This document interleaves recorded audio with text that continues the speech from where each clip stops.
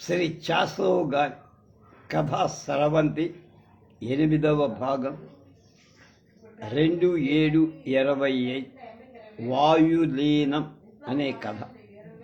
రాజ్యానికి ఒంటి మీద స్పృహ పూర్తిగా తప్పిపోయింది. అది ఈ ప్రపంచంలో లేదు. వెంకటప్పయ్య ప్రాణాలు ఎక్కడి ఒక్కడ ఎగిరిపోయాయి. పరీక్షగా పెళ్ళాం మొహంలోకి చూశారు. రాజ్యం పెదిమలు కదులుతుంది. ఏవో మాటలు అంటోంది. మాటలు పైకి రాకపోయినా మనస్సులో ఏదో అనుకుంటూ చూసే రాజ్యం అని ఆదుర్దాగా పిలిచారు. అది పలకలే. అది ప్రపంచంలో లేదు. మనోహరమైన తోడి రాగాన్ని తోడు పుచ్చుకొని అంబర వీధుల్లో విహరిస్తున్నది. మసాలాలు పిల్లలు గందరగోళం చేస్తున్నారు. వెధవల్లారా ఏమిటా అల్లది? గట్టిగా పిల్లల్ని వెంకటప్పయ్య కసిరాడు. పిల్లలు దగ్గరగా ఉంటే చావగొట్టే వాడి. అబ్బా, తుళ్ళి పడ్డానండి, పెడుగు పడ్డట్టు పిల్లల మీద అలా విరుసుకుపడుతున్నారే అని రాజ్యం తెలివి తెచ్చుకొని అడిగి కళ్ళు చెట్టించి మొగిణ్ణి చేదరగా చూసి, నీ ఒంట్లో ఎలాగుందో చెప్పు, వాళ్ళని ఎందుకలా కసిరితే కసిరాని ముందు నీ ఒంట్లో ఎలా నిక్షేపంలా ఇప్పుడు ఏమొచ్చిందట? పిలిస్తే పలికావా? మరి పిలిచారా? పిలవలేదు మరి అలాగా అని రాజ్యం దాని మొహం చూడ్డానికి భయంకరంగా ఉంది.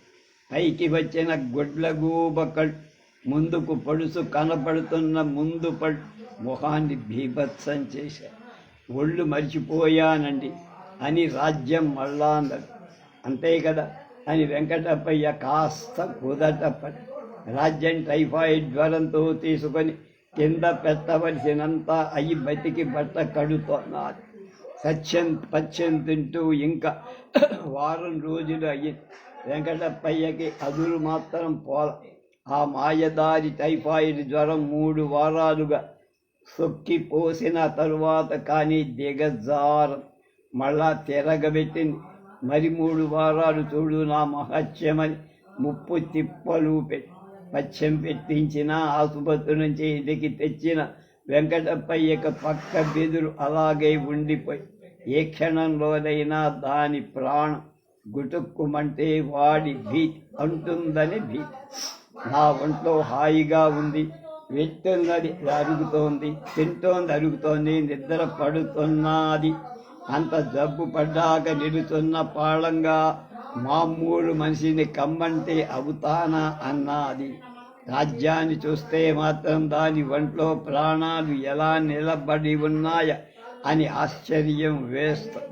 కండ యావత్తు ఆర్చుకుపోయి ఎమికల మీద తోలు మాత్రం మిగిలి ఉన్నది. నువ్వు పరధ్యానంగా ఉంటే గుండెలు ఆర్చుకుపోయాయన్న. నిద్రపోతున్న పెళ్ళాన్ని చూశాడా?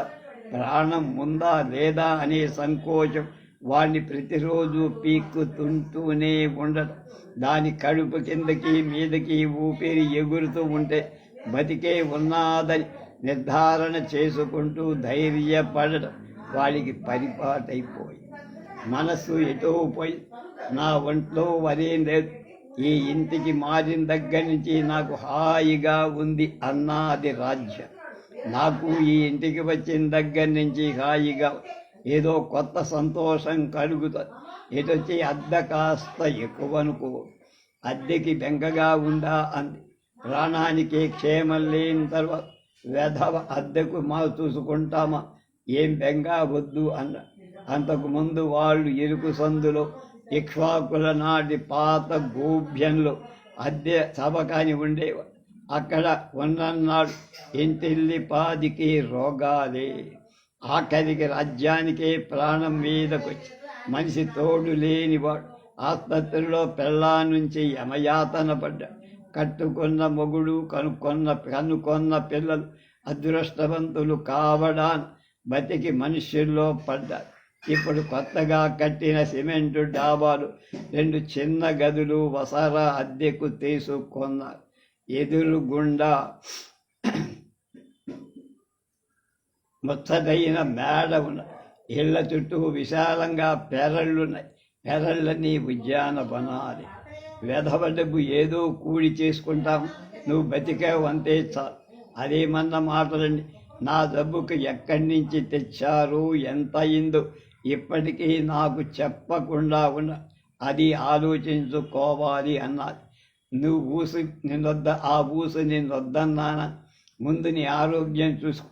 నువ్వేమీ లోభపడ, కావలసినంత ఓవల్టీను తెచ్చిన పళ్ళన్నీ తిని పిల్లలకు కూడా పెట్టకు. మనకేం చేస్తున్నాం, తినకేం చేస్తున్నాను? కాళ్ళు దాపుకొని మీ చేత వండించుకొని మరీ తింటున్నా కదా. ఏదైనా అప్పే కదా. మనకి ఇంకో విధం ఉంది కనకన నీ ఊసు ఎత్తొద్దన్నానా? డబ్బు మాటెత్తితే వాడికి గాభల. జీతం 2 నెలలది కాక 200కి దాటి ఖర్చు. డాక్టర్ అశ్విని దేవతలాగా కానీ పుచ్చుకోకుండా కాపాడుకొచ్చిన కొత్త మందులకి బోలెడు ఖర్చు. ధర్మాసుపత్రిలో పడేసిన తలకి మించిన ఖర్చు.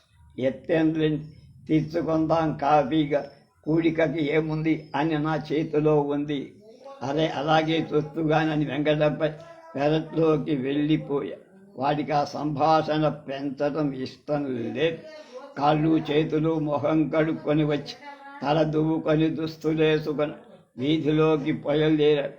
రాజ్యం మళ్ళా ఈ ప్రపంచంలో లేదు. చిరిచీకటి గదిలో ప్రవేశిస్తున్న కిటికీలోంచి సాయంకాలపు వెళ్తూ రాజ్యం మొహం మీద పడి బంగారపు పూత పోస్తున్నది. వెంకటప్పయ్య రాజ్యం ముఖాన్ని తదేకంగా చూస్తూ నిలబడ్డాడు. వాడికి భయం మరి కొలగలేదు. చిన్ననాటి ఏ మధుర సన్నివేశాన్ని జ్ఞప్తికి తెచ్చుకొని ఒళ్ళు పరవశమవుతున్నదనుకున్న మొహంలో దీదీప్యమానంగా సంతోషం తాండవిస్తూ కొన్ని సంవత్సరాలు రాజ్యం అంత సంతోషంగా ఉండటం వెంకటప్పయ్య చూడల.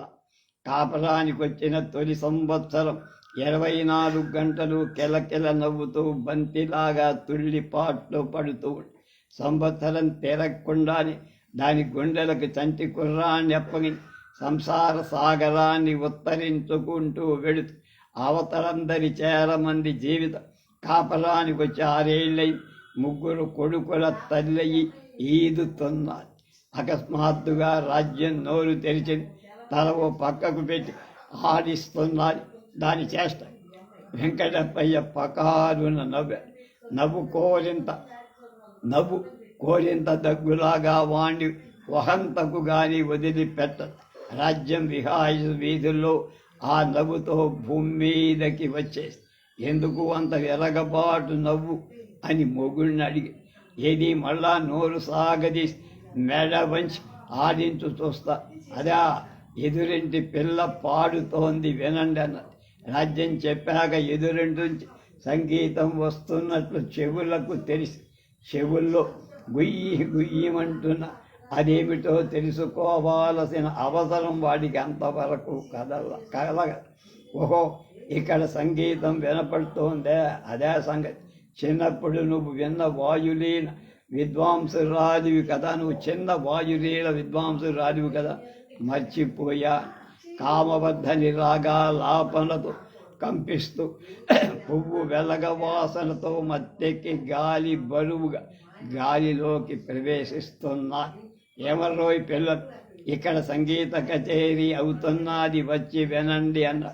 కొడుకులిద్దరు వీధిలో కూడా పోయి పాట ఆశ్చర్యచకితులై వింటూ నిలబడి ఈ ఇంట్లో సుఖంగా ఉందనుకున్నాను, కానీ ఈ పార్శ్వశూల తప్పదులాగుంది అన్నాడు. సొంటి కొమ్ము తెచ్చుకోండి అన్నాది రాజ్యం. అతని మనసు చివుక్కుమని తొంటి గంధం పూసినట్టు ఒళ్ళంతా సెగలు పొగలు లేచాయి. చీకటి పడుతూ ఉంటే ఇప్పుడెందుకు వీధిలో వెందరాడే అన్నం తినకూడదా అన్నది. అనుకుంటూ ఉండగా ఆలస్యం పోతుంది. ఇలాగా వెళ్ళి పాప పరిహారార్థం ఇక మంచి పని చెయ్యాలని. పాపాలు కూడా చేస్తున్నారా? పాపం చెయ్యింది బతుకు వెళ్ళదు. పిల్లలిద్దరూ సంగీతం జాగ్రత్తగా వింటున్నారు. వాళ్ళకి శ్రవణానందంగా ఉంది కాబోలు. పిల్లల హృదయాలు నిష్కల్మషంగా ఉంటాయి. స్వభావ సిద్ధంగా సంగీతం సమ్మోహపరుస్తోంది. చిన్న వయస్సు నుంచి కాస్తంత రాగతాళ జ్ఞానం కలిగిస్తే జీవితంలో సంగీతం ప్రవేశించి ఆ జన్మాంతం ఆనందహేతువు అవుతుంది. ఓహో, మీరు మీ అమ్మకి పిల్లలు, సరిగమల సాంబారు మీకు నచ్చినట్టే ఉందని వెంకటప్పయ్య వీధిలోకి వెళ్ళి రాజ్యం మెల్లగా లేచి స్విచ్ నొక్కి దూరాల మధ్యనున్న గొట్టం క్రమేణా విని గది నిండా ఆణిముత్యం కాంతి పడ్డాది. విద్యుత్ దీపాలు సిమెంటు డాబా గదుల్లో ఉన్నంత అందంగా పూర్వపు 4 ఏళ్ల రోగిళ్లలో శోభించు. బూజు పట్టిన పెడక కింద పట్లతో పట్టిన బల్బులు. రాజ్యం సంగీతం 2 రోజులు వెలిగి ఫ్యూజ్ అయిపోయి దాని ఫిడేలు మూల పడ్డారు. కమాను వెలిగి పెంట కుప్పని చేసి జీవితంలోని సంగీతం తొలగిపోయిన ఎదురింటి అమ్మాయి పాడుతూ ఉంటే ఎక్కడ లేని సుఖాన్ని సంతోషాన్ని ఇస్తున్నారు. రాజ్యానికి జీవితంలో అసందర్భంగా ఏమీ జరగదు, అంతా సవ్యంగానే ఉంది. 6 ఏళ్ల క్రితం రాజ్యాన్ని చూడటానికి పెళ్లివాళ్ళు వచ్చి వాళ్లతో వెంకటప్పయ్య వాళ్ళంతా రాజ్యాన్ని పాడమన్నారు.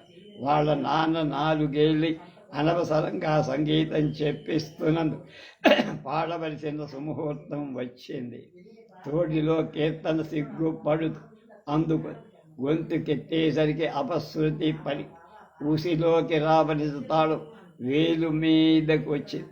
ఒళ్ళంతా జలధరి పాటంతా గాభరాయిపోయి పాట ఆపగానే రాజ్యానికి ఏడుపు పర్యంతం అయిపోయి. కానీ వచ్చిన పెద్దవాడు పాటలు సహభాష, తెలుగు పెద్దలకు శృతి అపశృతి తెలియవని, రాగతాళ జ్ఞానం వాళ్ళకుండదని, వాళ్ళ జీవితాల్లో సంగీతం లేనేలేదని అమాయకు పెళ్లి కూతుళ్లకు ఏం తెలుసు? మీ అల్లుడు ఉద్యోగం చెయ్యక్కర్లేదు అన్నాడొక పెళ్లి పెద్ద. రాజ్యం వాళ్ళ అజ్ఞానానికి లోపల నవ్వు. వెంకటప్పయ్య రాజ్యాన్ని మనసారా అంగీకరించి పెళ్లి ఆడాడు. పేరు వెంకటప్పయ్య అయిన వెంకటప్పయ్య అల్లాటప్పయ్య కాడు. పెళ్లి నిశ్చయం కాగా రాజ్యం కూడా తన అదృష్టవంతురాలి అనుకో. వెంకటప్పయ్య పెళ్లి నాటికి పగ్గలే ఆంధ్ర విశ్వ కళా పరిషత్ వారి పట్టభద్రుల్లో 1 డిగ్రీ. చన్నపట్నం ప్రభుత్వం 72 రూపాయలు ఎల్డీసీ గుమాస్తా. పెళ్ళయిన కొత్తలో వాళ్ళ కోడలు రాజ్యం మా బాగా పాడుతుందని ఊళ్ళో వాళ్ళు పేరంటానికి వెళ్తే బలవంతం చేసి పాడించేవారు. మొగుడు ఒక్కనాడు పాడమల్లా తాను పాడను లేదు. సిగ్గుబడి అత్తారింట్లో తనకి తాను నోరెత్తి పాడుకునే సమయం రాకుండానే పుట్టి మునిగిపోయినట్టు వేవిళ్లతో పుట్టింటికి వెళ్ళింది. దాంతో ఆడ జన్మ సార్థకం. వసారాలు పిల్లలు గందరగోళం. ఎందుకల్లా అలా పీక్కు తింటారు, ఇలా రండి అన్న. కుస్తీలు పడుతున్న కొడుకులిద్దరు తల్లి దగ్గరకొచ్చి 5 ఏళ్లవాడు 4 ఏళ్లవాడు. తమ్ముడు నిద్రపోతున్నాడు, గుర్రు పెట్టు అలరి చేస్తే లేచిపోడా అన్నారు. పెద్దవాడు కొంటెగా నవ్వారు. ఇద్దరు పొరపాటు చేస్తున్న మొహాలు పెట్టి ఎదురింటి అమ్మాయి హాయిగా పాడుతున్నారు, కూర్చొని చక్కగా వినండి. వాడు బుద్ధిగా కూర్చున్నారు. పిల్లల్ని సముదాయించడం శాంతంగా సబబైన మాటలు చెప్పి అల్లరి చెయ్యకుండా చెప్పినట్టు వినేట్లు చేయదు. ముఖం మీదికి పొగ రాకుండా పొయ్యి బోధ మొదలైన విద్యలన్నీ రాజ్యం అవలీలగా నేర్చుకుని ఎదురింటి అమ్మాయి స్వరకల్పన ప్రారంభించి స్వరాలు సెలయేళ్లులా ప్రవహిస్తూ మధ్య మధ్య జలపాతాల తిరగబడి ఘోషిస్తూ గాత్రం తారస్థాయికి లేపి గాంధారంలో నిలుపుతూ కల్పన చేస్తున్నారు. రాజ్యానికి ఏనుకు వచ్చినంత సత్తు వచ్చి నిత్య జీవితంలో ఆనందాన్ని ఆరోగ్యానికి సంగీతం అవసరం. తాను పాడలేకపోయిన అర్థం చేసుకోగలిగి ఉత్తమ సంగీతం మంచి పని చేస్తాడు. అడ్డంగా పానకంలో పొడక ఎదురు అంట తమ్ముడు కాబోలు వచ్చి గిమపదని ఓ జగ సరిగమపదని ఓ జగ అని సొంతగా చించుకొని అపస్థితిలో స్వరాలు వేసి ఆ అమ్మాయి తంబూరా పాట ఆపి వేధవ సంగీతం నేర్చుకోమంటే రాగు కానీ అల్లరికి సిద్ధం అన్నది. నేను స్వరం సరిగ్గా వెయ్యలేదా ప్రశ్నించా. నాన్నదని చెబుతాను అన్నదా అమ్మాయి. దాని పని సరి సాని దాని పదనిసి పోయగా అంటూ కుర్రాడు మరో స్వరం వేశా. అపశృతిలోనై కుర్రాడు స్వరాలు సరిగ్గానే పట్టుకు వేస్తూ వాతావరణంలో సంగీతం ఉంటే వాసాలు కూడా పాడతాయి. అందులో గగనం లేదు.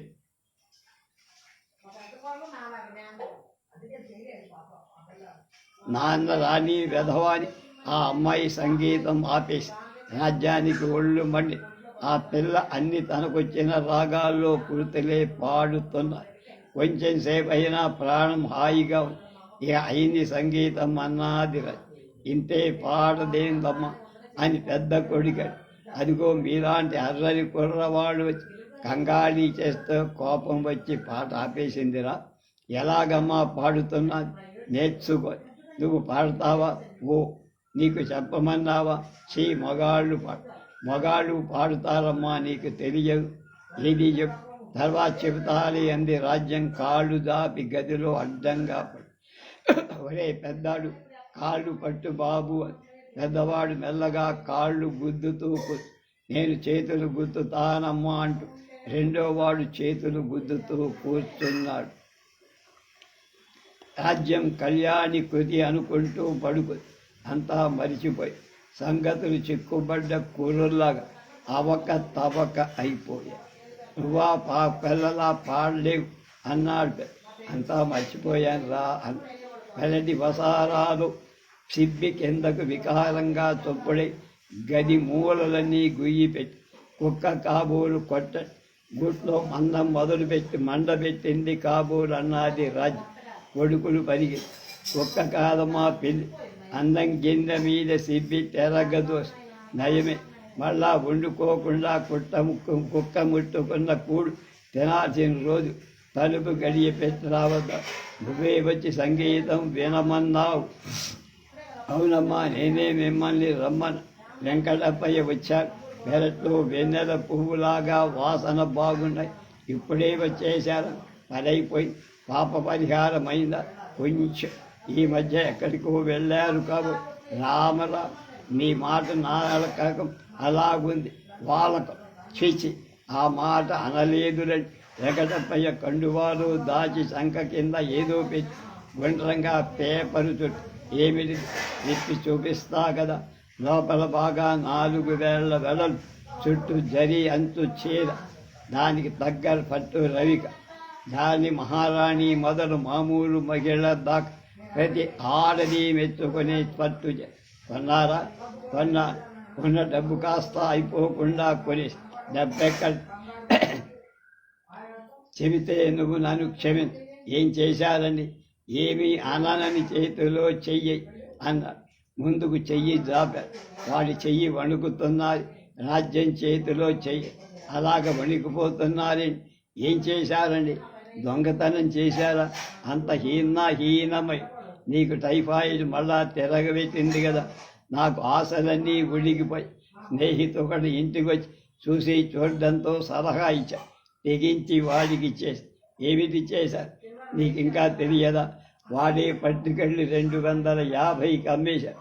అంత డబ్బు వస్తుందని కలలో కూడా అనుకోలే. పాతదనుకున్నాడు. పాతదానికే విలువ ఎక్కువ. రాజ్యానికి అర్థమై గది 4 పక్కల కలయ చూసి ఇక నువ్వు చూడక్కల్లా వెళ్ళిపోయిందా అని దీర్ఘంగా నెట్టు. నీకు కష్టంగా ఉంటుందని తెలుసు. నేను చేసింది తప్పే అని నేరస్తుల్లాగా మొహం పెట్టా.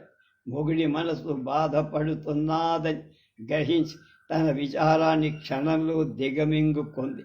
ఏ తప్పు చెయ్యలా. ఏ సంసారైనా అదే చేస్తారు. చెయ్యవలసిన వచ్చి చేశారు. మీరేం చేసేసారా? మనకంతా మగపిల్లలే కదా ఆయన ధైర్యం చేసి పోనీయండి. నా నోరు ఏనాడు నొక్కుకుపోయి ఇక నా ఫిడేలు ఉండి నన్ను రక్షిస్తుందా? సరస్వతి కటాక్షం నాకు అంతే ఉంది. తల్లి వెళ్ళిపోతూ తల్లి గుణాన్ని చూపించుకొని నాకు ప్రాణం పోసింది. వెళ్ళిపోతూ నాకు చీర రవికల గుడ్డ పెట్టి అని గుడ్డ నిండా నీరు నింపు ఎదురుగుండా ఉన్న రాజ్యం విప్పనైనా విప్ప చూడదు.